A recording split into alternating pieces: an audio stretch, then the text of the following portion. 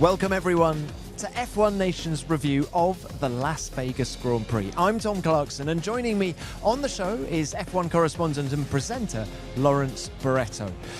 Now get this, we're sitting outside the McLaren hospitality unit in the Vegas paddock. The entire F1 press corps is surrounding us, and the team is currently absorbing the news that both of its cars have been disqualified from the race. This is huge news for so many reasons. And Lawrence, why? Why has Lando Norris lost P2 and Oscar Piastri P4? Well, Tom, McLaren was summoned to the stewards just after the race because the rear skids of both Lando and Oscar's car were found to be below the minimum thickness level, which is 9mm. Now, there's precedent for this. I think earlier in the year, Lewis Hamilton was disqualified in China. Nico Hülkenberg was disqualified in Bahrain. Now, McLaren took a case to the FIA to try and appeal the penalty. They argued that there were mitigating circumstances that were additional and unexpected porpoising at the event. They said there was limited opportunity to test due to the weather on day one. Do you remember it was raining and we kind of had those really slippery conditions? And then we had the shortened practice sessions as well, which meant the teams couldn't do the long runs and therefore test the ride heights and see how low they'd want to run the cars. Now, the FIA responded and they said in a statement, unfortunately, there was no provision in the regulation or precedent for any penalty other than the usual penalty, i.e. disqualification. Among all of this, the FIA did say that they didn't feel that McLaren ever intentionally attempted to breach the regulations. But because there is no other precedent other than a disqualification, that's the only penalty that they could give. Now, McLaren added that there was the potential accidental damage that may have led to movement of the floor, which could have caused this additional wear. But the FIA threw that out and said there wasn't sufficient evidence to mitigate the penalty. And that means ultimately the penalty stands. Both McLarens have been disqualified from the Las Vegas Grand Prix.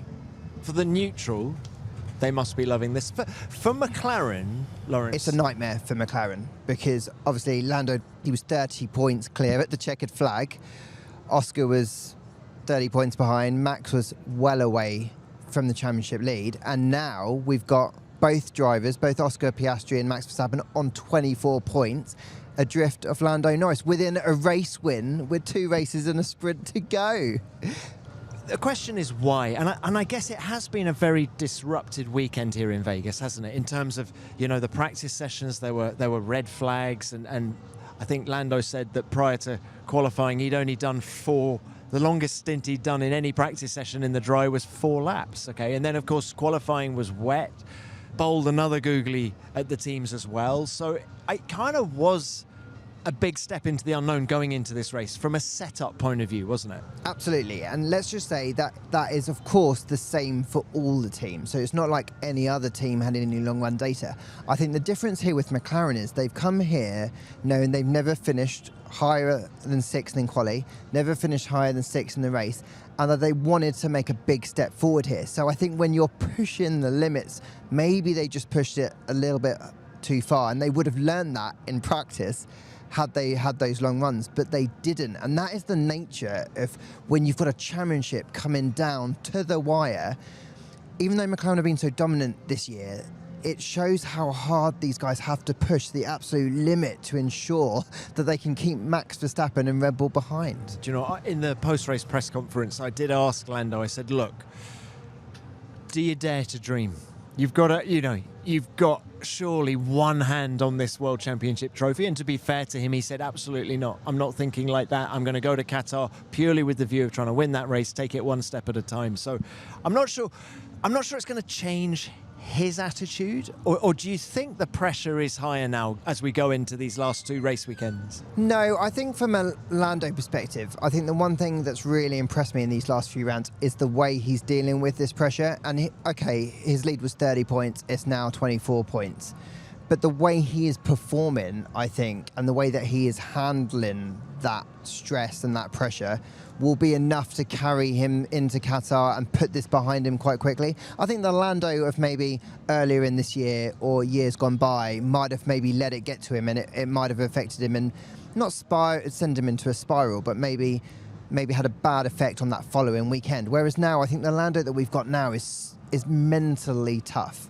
And I think that is what will hopefully carry him into Qatar without it affecting him too much. What about for Piastri, though? Let's just finish talking about McLaren. He's now level with Max Verstappen. Did you see progress from Piastri this weekend, just in terms of his pace, in terms of his consistency? Yeah, absolutely. I think without that yellow flag in qualifying, he would have been much higher up the grid. You know, Leclerc obviously had that moment. He couldn't complete his lap, Oscar that is. And I think he would have been much higher. And he built up through the weekend. And honestly, talking to him on camera and off camera, he was feeling much happier about things. Look, he's not back to that peak Oscar nailing it, utter confidence in the car, but he felt like he was back in the fight and it wouldn't be just another case of damage limitation. I think there was real frustration in the race that obviously starting from P5, fell back, clawed those positions back. But I think that actually the way he handled this race showed that he has got the pace again. I think that he's found something in the car that gives him that confidence. And actually going into Qatar, on paper, yeah, okay, he's level with Max Verstappen, and that's never ideal when you've got a driver of that quality. But he's actually closer to Lando than he would have been without this disqualification, ironically. So actually on paper, it isn't so bad for Oscar heading to Qatar, where he is brilliant. He's never been beaten by Lando.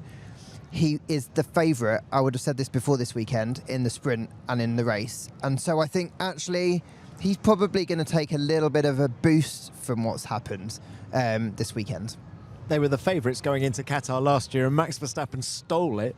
Let's talk about Max now. I mean, how good was he in this race, first of all? He was brilliant. I mean, I think he took advantage at the start. Lando made a move he described as shocking as he cut across. Max got ahead, and then he commanded that race. I think every time it felt like there was a threat from behind, first from George and then from Lando, he was able to pull out a gap and pull out at will. You know, he would set a fastest lap, so not just a gap. And I think it was really interesting towards the end of that race, he was still delivering fastest laps. It was almost like he was trying to send them a sign. You know, Lando was having an issue towards the end of the race. He was falling back, and it was clear that Max wasn't going to be challenged. But Max was almost like, and even though publicly he was saying, even before what's happened with the disqualification, oh, look, I'm not thinking about the championship, I just want to win races. The brilliance about Max is he looks to get any kind of edge over any other driver or team that he can. And I think even just the way he was smashing fastest laps after fastest laps in that race, at a track where it wasn't immediately clear they were going to be the best, because many felt Mercedes were going to be strong coming in here. McLaren had shown they'd made a step here. Ferrari are normally good here. For Max to do the kind of job that he did in that race, it was more than just about winning this race. It was about stamping a massive authority on it, just to keep the pressure on Lando and Oscar headed into these last races. Fastest lap of the race on the very last lap. Exactly. On tyres that had done half the race. Do you think he's still living rent-free in Lando's head? And I'm referring to the tussle going into turn one. I think Lando, it was a couple of years ago, was it the first year that Max did a really good move down the inside there. So I'm sure that would have been on Lando's mind.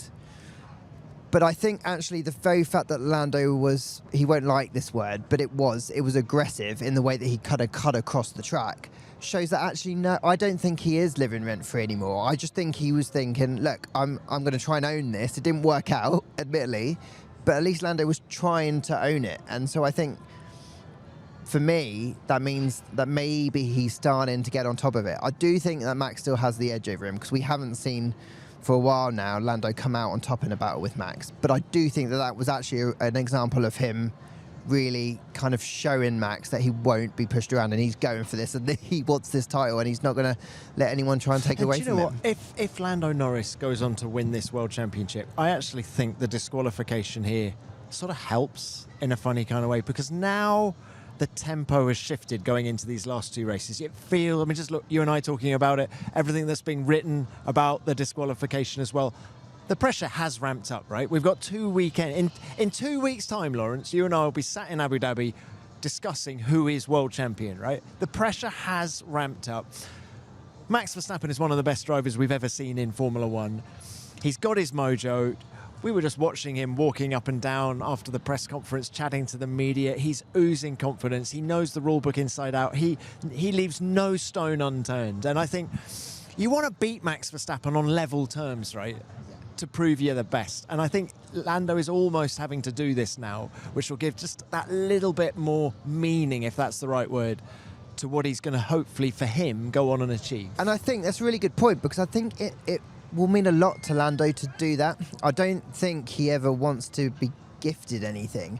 I don't think it's important to him to just win a world championship at any cost. I think to be able to beat Max isn't just about what happens this year and whatever results it's the future, because these two guys, and Oscar included, can be fighting for world championships for the next decade. So it's all about tone setting, and I think Lando really gets that. And it's not just about winning that championship in whatever way he can do. And so I think that's a really good point, Tom. And you know how you're saying Max wanted to send a message to McLaren by dominating this race. I got that vibe from Lando in qualifying, actually. I thought that final lap in Q3 was sublime until he made that mistake with a couple of corners to go. But I mean, you know, that was as good a qualifying lap until that moment as I think we've ever seen from Lando. Actually, it reminded me of many laps we've seen Max deliver in those real, like, tight moments. I remember there was one in Singapore it was incredible. And I think Lando was, nearly a second up, I think, after 2 sectors. And yeah, okay, he had the mistake, but it was a mistake that didn't cost him. And that is what's changed with Lando, is that I think he's made mistakes over the last couple of years in qualifying when he's under pressure, and it's cost him several places and it meant he couldn't go and fight for the win. Yesterday, he'd done such a good job in those first 2 sectors that actually it didn't matter what he did then, and he still caught it, and he didn't put it in the wall, he didn't lose control. And I think he's taken so much confidence from that. I think Lando's taken so much confidence from this weekend as a whole. He said from the very first lap he did in practice, he knew they were going to be better here. Whether or not that is completely true in reality, I don't know, but he said it publicly. He doesn't normally do that. And I think, so again, we're back to messages and tones and setting the tones and stuff. But I think the job that he's doing here, the advantage he's had over Oscar still at another very different track, I think was another tone setting, message engine thing from Lando. And I think he'll go away from this weekend thinking, I've just done the best job possible again on a circuit that McLaren haven't been strong at. So the disqualification aside, they didn't cheat, by the way. You know, they didn't go out to try and get an advantage. This is just the nature of what happens when you don't get practice running. He'll just think, we've done a great job here, and we've stepped it up, and I've done the best job of the 2 McLaren drivers. I think he's going to take so much confidence from this, especially the way he's handled it with Max. And that quali in the rain, this racetrack in the rain, in the cold, it was Bambi on ice territory, and he was the guy in qualifying. I really don't think in all my time in Formula 1 I've seen a qualifying session as difficult as that. No one really made any massive mistakes, did they? It was just little wiggles, little driver elements of control, and they all mostly caught it. And I think that's what made it so special, that session, and that Lando came out on top in that, when often he doesn't, I think is significant. So let me reiterate what the new point situation is after these 2 McLaren disqualifications. Norris is still leading on 390 points, with Piastri and Verstappen tied in P2 on 366. So that's 24 points behind Lando. It's all to play for, Lawrence. Who's favourite? I mean, I think it has to be Lando still, because he's got that 24-point margin. And he's got the form, I get it, but this is Max Verstappen that we're talking about. And for half this season, he shouldn't have been a contender. And we saw as soon as he got that Red Bull, after Monza, he got that Red Bull in a state where he knew he could compete. The light came back in his eyes, that cheeky smirk came back, and suddenly we were seeing Max at the best we've ever seen him. And that is such a scary thing, heading into a title deciding 2 races, when he's going up against 2 guys who have not fought title deciders at the death. And that must give him a slight advantage mentally. Yes, of course, Lando's got the points advantage, but Max, oh my word, he'll go to sleep so well tonight. This episode is sponsored by Aura Frames. One of the hardest parts about being far from family is missing the little things. A niece's new haircut, a cousin's wedding, your kid that's away studying, or a silly selfie from your mum or dad that brightens your day. And that's why I love Aura Frames. It helps you feel connected even when you're miles apart.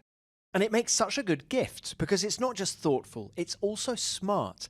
You can personalize it before it ships, add a message and preload it with your favorite photos so that the moment they unwrap it, it already feels full of life. They can then upload unlimited photos and videos to the frame from anywhere, anytime, just using the Aura app or you can add contributors so they can do the same. I'm waiting to give mine to the family at Christmas, and I'm already thinking of sneaking a few paddock pictures into ours during next year's races. It's the kind of present that doesn't just sit on a shelf, it brings people together. Because you can't wrap togetherness, but you can frame it. For a limited time, visit auraframes.com and get $45 off Aura's best-selling Carver matte frames, named #1 by Wirecutter, by using the code NATION at checkout. That's Aura, A-U-R-A, frames.com, promo code NATION. This exclusive Black Friday Cyber Monday deal is their best of the year, so order now before it ends. And support our show by mentioning us at checkout.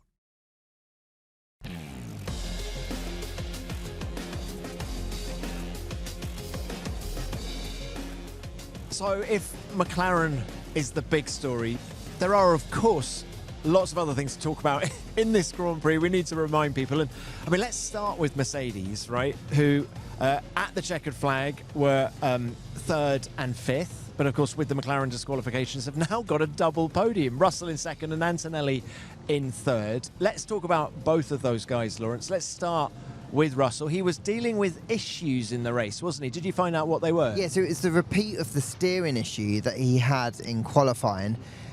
He tried to go into a little bit of detail, just saying it was unpredictable. You know, at some points it would just lock a little bit, but he did say that he found a way to drive around it. So fair play to him for doing that. But obviously that cost him, and then he went a little bit too hard on the tyres. The grain and phase came through, and he just obviously just fell back. But on top of all of that, the fact that he still delivered an incredible performance to get that podium shot, the way he handled the start, this was another vintage George Russell performance. Super impressed by him. And what about that man Antonelli? I mean, on the podium last time out in Brazil, I kind of feel, Lawrence, that when I now get it, I now get what Toto's been going on about for the last 12 months. I think so. And I think Toto will be delighted with the way that Kimi has come through, because I think there was that moment when Toto said he was underwhelming, you know, in Monza, and it could have gone one of two ways. Kimi could have buckled under the pressure, or he could go on the kind of run he has gone on to. And Mercedes bet on that, because they would have seen how he came through go-kart. And I was talking to Gwen Legru about, you know, his karting days actually this weekend, and how he saw that Kimi was special. And I think today was another example of just what makes Kimi a frighteningly good prospect, not just for the next few years, but for the next decade. The way that he handled yesterday's bad day of qualifying, having been so frighteningly fast in practice, and then the way he cut through today, he had that 5-second time penalty, which we can often hear drivers get so frustrated with on the radio. None of that. Like, he just had head down, and he did the best with a fast car. And okay, of course, he wasn't expecting a podium at the end of it, you know, after this double disqualification. But to claw back to what was 5th at the flag, after such a strong weekend in Brazil, shows that actually, for me, this was a better weekend for him. Because better than Brazil? I think so, because it's the way he's handled a difficult scenario. I think the Kimi from earlier in this season, after that difficult day in quali, might have got a bit lost today, might have pushed too hard, maybe overdriven the car, might have kissed the wall a couple of times, but there was none of that today. If you looked at the way Kimi drove today's race, you would not have known he had a bad day yesterday. You would have not known there was any frustration. And I think that is what's so impressive about what he did today. And he's a tyre whisperer, isn't he? I was expecting him to make another pit stop in that race, and yet he nursed those tyres and you know, beat Oscar Piastri. He even surprised himself actually with that, because he wasn't sure whether or not the tyres were going to last. But I think the very fact that he was able to do it in a way that no one else was, you know, the way that he nursed that tyres, it's kind of Sergio Perez-esque, isn't it? The way that he's able to feel it. So, yeah, fair play to him. I'd like to know what was said in this big meeting that he had back in Brackley after the Italian Grand Prix. So as you referenced Toto saying he was underwhelming in that race, they all went back to Brackley, and to quote Kimi, "We had a big meeting." I want to know what was said in that meeting, because I feel that had a huge influence in the Kimi that we're now seeing. Oh, I'd love to know specifically what was said, but what I do know is that it was a really tough meeting. They weren't placating him at all. They were just very brutal and honest about the errors that he was making, where he could be stronger, where he maybe needed to put more of his focus. And I think the thing that I've always been impressed with Kimi coming through the junior formulae is that he doesn't need to be told twice. And I think what that meeting was a crunch meeting where they just needed to say, look, Kimi, you're doing a great job. We know you're good, but this is where you need to improve, and you need to go and do this, that, and the other. And it's about the way he changes his approach to a race weekend, the way that he doesn't get tired. Because earlier in the year, he was doing quite a lot of promotional events. He was also maybe getting a bit caught up in the moment, especially in his 2 home races in Italy. And it was taking a lot of a toll on him. And I think he realised that, but he couldn't quite realise how to adjust to that. So that's just one example of one thing that they could do. And look, Mercedes know him so well. He knows Mercedes so well. They are so good at working out an efficient checklist of things that you need to do. And I think they think that Kimi was ready to handle that. And I think what's really impressive is he hasn't made a single mistake since. And I'm talking about in practice, in qualifying, in the race. I'm not talking about like driver error. Of course, you can maybe lose the car because you're pushing too hard, but he hasn't overdriven the car. He hasn't done anything that he shouldn't have done. And I think that's what Mercedes were hoping he would do, and that's what he's been able to achieve. It smacks of that mind management that Jackie Stewart's always talked about. It's as if that meeting after Monza was the moment where he suddenly got it and was able to compartmentalise all the different aspects you need to be a top Formula One driver. Helped by Bono, of course, his race engineer. But now look, Mercedes are on a roll. They had a strong weekend last time out, another strong weekend here. It wasn't as strong in Vegas this year as it was last year. George Russell dominating from pole in 2024. Do you think they're feeling disappointed? Or actually, will they take the fact that this year's car is more consistent, and so they've had greater consistency over the year, but perhaps the peaks, like they had in Vegas last year, haven't been there? Yeah, so I asked that to George in the TV pen, and he said they'll take the consistent car because it's more points. And that is the stark reality, isn't it? Yeah, okay, they had the highs. And look, they've still had highs this year. But I think it's been much better for them, and actually for Kimi as the year's gone on, that they've had a more consistent car from one race to another.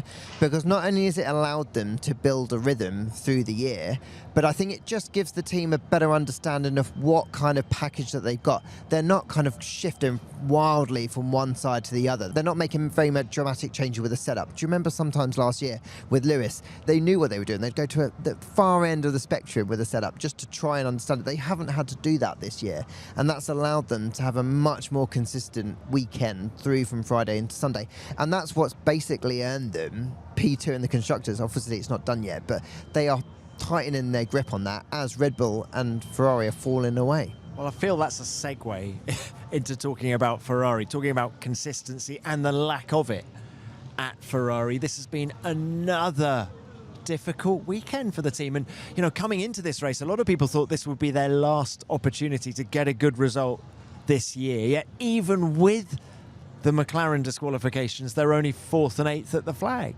This was tough. Lewis described Brazil as a nightmare. Today he described it to me as horrendous. What's John Elkann, the boss at Ferrari, going to make of that? It's going to be difficult, isn't it, to swallow. Even more difficult to swallow for the boys and girls who work on the car day in, day out to try and do the best. I think there's a couple of things here to deal with for Ferrari. I think there was their performance in the wet yesterday in quali. I thought it was significant that Charles Leclerc pointed out specifically that he said since he's joined the team, so that was back in 2019, the team have not understood how to make their car go fast. Whatever type of car they'd built that year, they've never understood what it takes to get faster. They've turned the car upside down, he said. They've had Lewis Hamilton join the team, a wet weather master. They've had Carlos Sainz before, a wet weather master.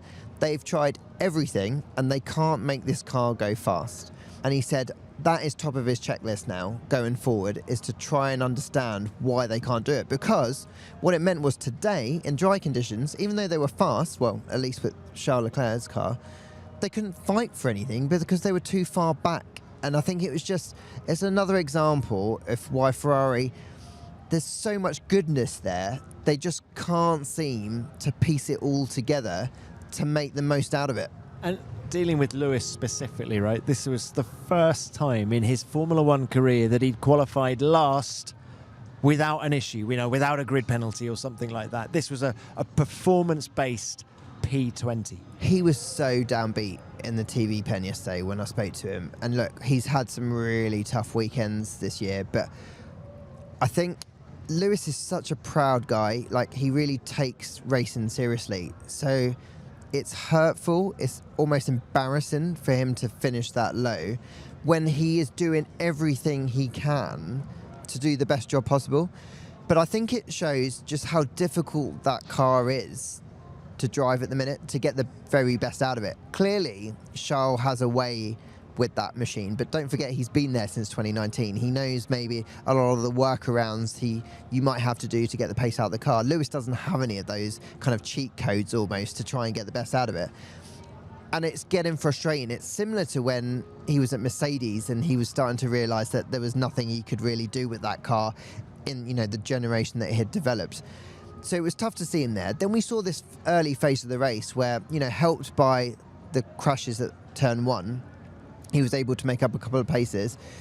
I think he went up 7 spots from where he started off the grid.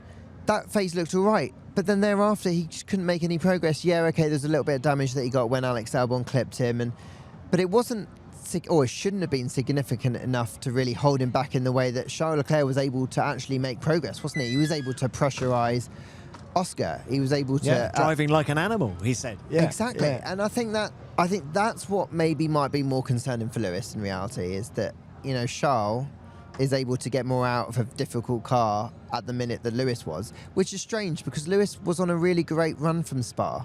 It felt like he was turning a corner, and this was a bit of a setback, I think, that qualifying performance for him. That qualifying was confusing because actually he was perfectly placed to get the track conditions when they were at their absolute best at the end of Q1. He crossed the line, I think, with 2 seconds to spare, and yet he backed off because he thought he hadn't made it. So either there's a miscommunication with Ricky, his race engineer, or I can't imagine what other excuse there might be, but to not know that you'd actually made it and could complete the lap seems extraordinary to me.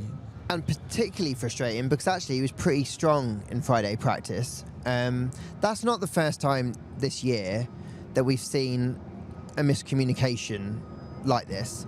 Now, yeah, but this is race 22. I'd forgive them at race 1, maybe. Yeah, I mean, you're right, Tom. Like, they've had a number of races to get together, but I think Ferrari is a different beast. And for a driver to come into that team and kind of build it around them in the way that, you know, Fernando Alonso tried and Sebastian Vettel tried, it's difficult. And I still don't think we should overlook that. I appreciate it has been over 20 races, but if it doesn't gel, it doesn't gel, and sometimes you have to work harder to make it gel, and it just feels like that's where they're at the minute. Ricky is a great race engineer. We know that. We've seen that from past. Lewis is a great driver, so it just might be at the minute something isn't quite clicking properly.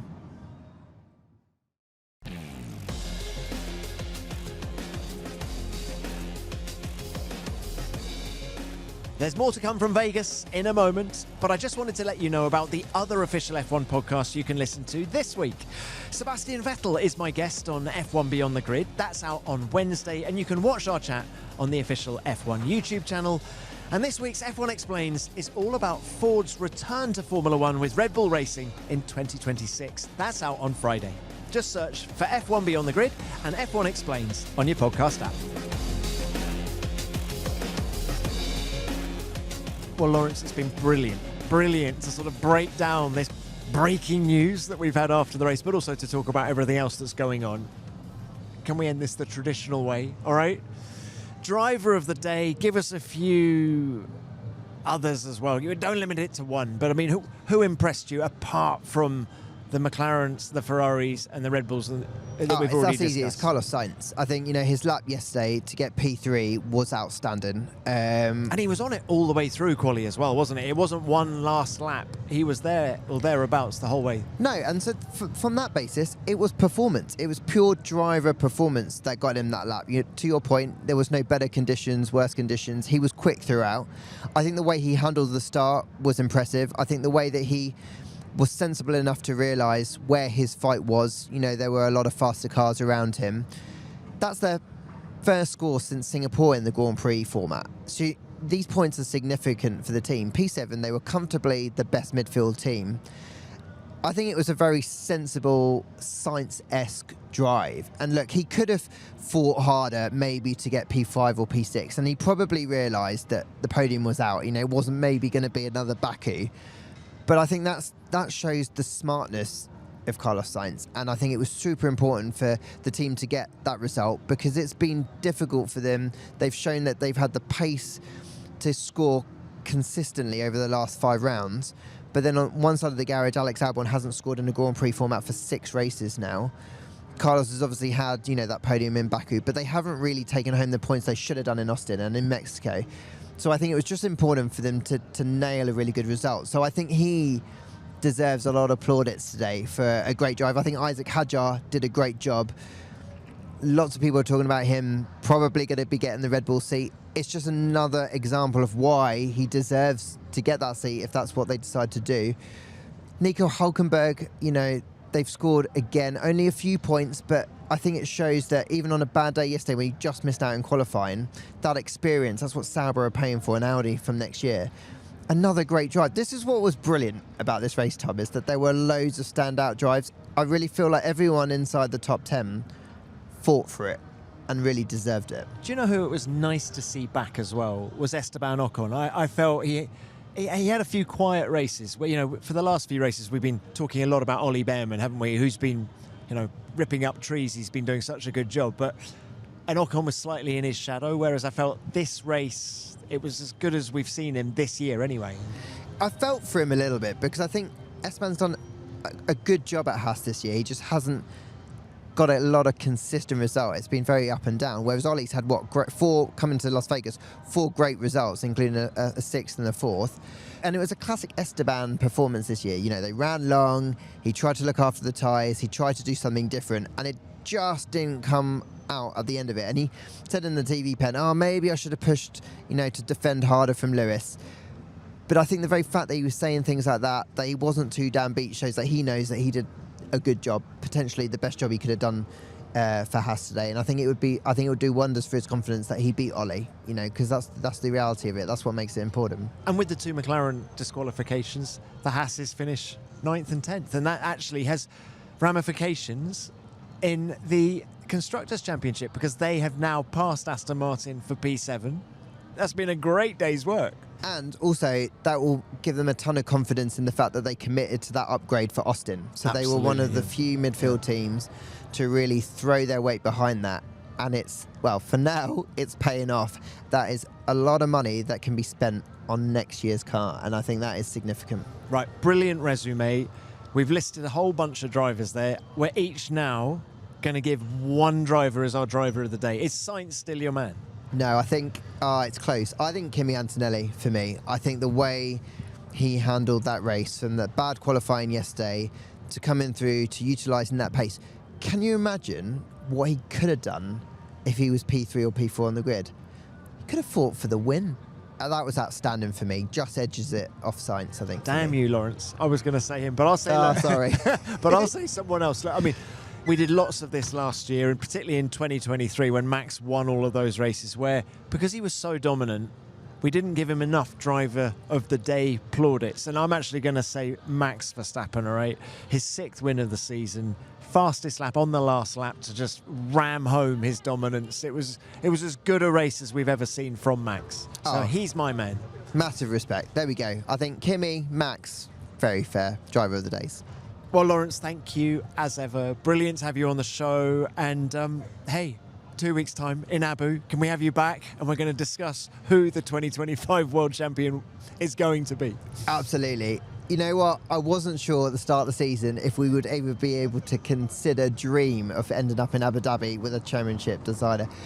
It doesn't matter if it doesn't get to that, Tom, because we have had a heck of a championship and we're getting a finale that it deserves, I think. Safe travels. Thanks again for your time. See you soon. Thanks very much, Tom. Now to F1 Academy and the crowning of a new champion here in Las Vegas. Doriane Pin has won the championship. She finishes in 5th place and she has taken the title. Yes! I love you guys. and she has now managed to score points in all 30 races she has ever done in F1 Academy, and she has fully deserved becoming champion here today. Just 9 points separated Doriane Pin and Maya Weug going into the season finale showdown. After Maya crashed out on the formation lap for race 1, Doriane took full advantage with victory and fastest lap, and P5 in race 2 was then enough to seal the title by 20 points. I caught up with Doriane in the paddock and asked her how it sounds being called F1 Academy Champion 2025. Sounds perfect. Really happy about being champion. Obviously so much work behind it, and we are working to win races, to win championship, and we did it today, so very happy about this achievement. I'm thinking about how I started when I was 9. I couldn't believe it that I'm actually here today and being champion, so it feels amazing, and I want to thank everybody that has been involved since day one. They are part of this success, and definitely, yeah, we are a strong team, and we're strong together, so really happy. Talking of together, you had a great posse in Parc Fermé. Tell me if I'm wrong. I saw Toto Wolff, I saw George Russell, Kimi Antonelli, Valtteri Bottas, even Stefano Domenicali as well were all there to congratulate you. Yeah, it's amazing to be part of this team. Obviously, they are being supporting me from day one.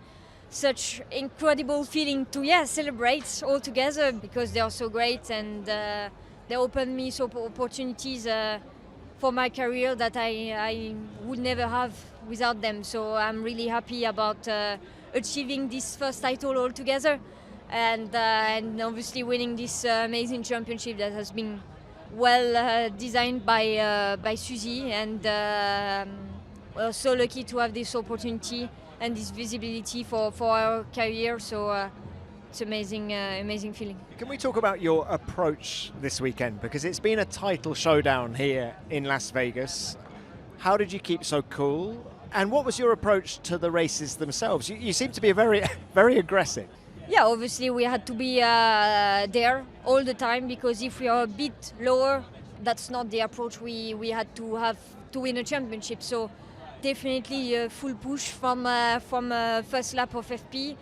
I've been preparing so much this weekend, because Las Vegas was completely new for everyone at the beginning, so I knew we could make the difference also in that moment. So we actually did it. We raced smart, we raced aggressive, and we show that we are champion, and because we deserve it. So I've been keeping calm, keeping full of focus from day one here to today. So really happy about the approach, my mindset, and how I feel throughout the weekend, because it's definitely not easy to be a contender for the championship, leading and be so tight in the championship with Maya, but we clearly being stronger the whole weekend compared to her, so we are champion, and it's good. You say it's not easy to be a championship contender, but if we look at your 2 seasons in F1 Academy, you've actually been a contender from the start. You've been a points finisher in all 30 races you've done in F1 Academy. Just tell us about the car, and you really seem to have hit the ground running with it at the start of last season, let alone this year. Yeah, I've been working a lot last year, learning a lot about the car, about the team, about myself as well. Coming from endurance races, so it's completely different. So we have been improving so much throughout this year, and we are leading since the first race. But keeping the momentum, be there all the time, and be competitive in every track for a full year is definitely not easy, because behind it's very competitive as well. So definitely a good feeling to achieve that today, and that's it. Yeah. Many congratulations. Final one from me, just what's next? Enjoy the moment tonight, but have you any idea what 2026 holds? Not yet, but we are champions, so we will have good discussion, hopefully, and having a brilliant career, a very long one. Very well done from all of us. Thank you very much. Thanks. Great to hear from Doriane, our 2025 F1 Academy champion. Huge congratulations to her again. Now, for more reaction and analysis of all the weekend's action here in Las Vegas, go to f1.com, the official F1 app, and at F1 on social media. You can also watch the race highlights on the F1 YouTube channel. So that's the third and final US race of the season done and dusted. And we'll be back in Miami next May, and you can get one-day grandstand tickets now from just $85. Just go to f1miamigp.com to get yours. Next up, the penultimate round of the 2025 season in Qatar, which also hosts the final F1 sprint of the year. And we'll be back on Thursday to preview that race. Thanks very much for listening. F1 Nation is produced by Formula One and Audio Boom Studios.